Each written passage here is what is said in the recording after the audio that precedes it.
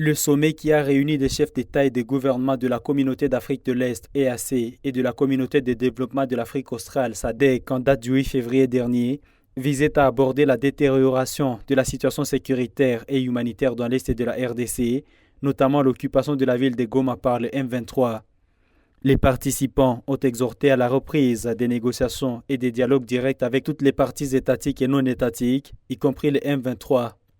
Edgar Mateso, analyste politique congolais, a dénoncé le fait que les actes du Rwanda, considérés comme supplétifs des rebelles du M23, n'aient pas été condamnés au cours de ce sommet et que ni les crimes commis par Kigali n'aient été évoqués.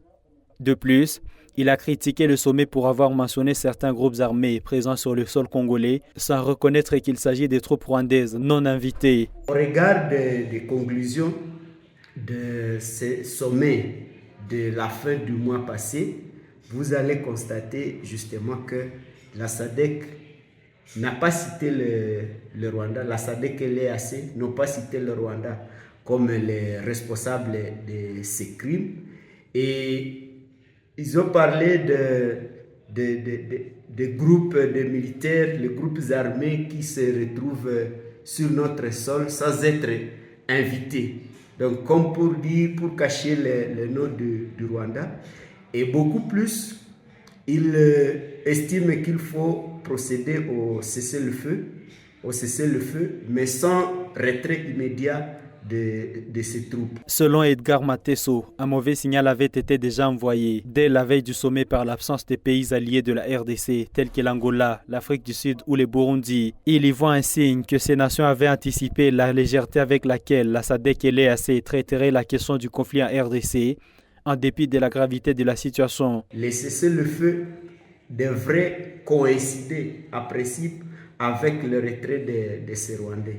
Comme pour vous dire que cette situation semble ne pas donner beaucoup d'espérance. C'est d'ailleurs la raison pour laquelle on pourrait comprendre l'absence de certaines grandes personnalités, comme le président sud-africain Cyril Ramaphosa qui n'a pas fait son déplacement jusqu'à Dar es Salaam. Il y a le président burundais qui est d'ailleurs voisin, Evariste Ndayishimiye, qui n'a pas participé aussi à ces assises. Le président de l'Angola, désigné comme le facilitateur entre le Rwanda et la RDC, qui ne s'est pas aussi déplacé, son excellence Lorenzo.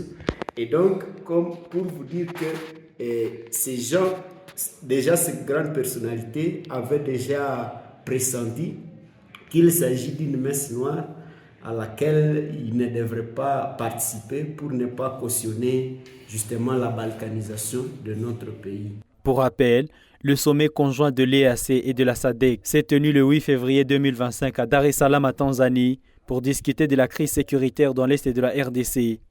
Les dirigeants présents ont appelé à un cessez-le-feu immédiat et à des négociations directes avec toutes les parties impliquées, y compris le M23.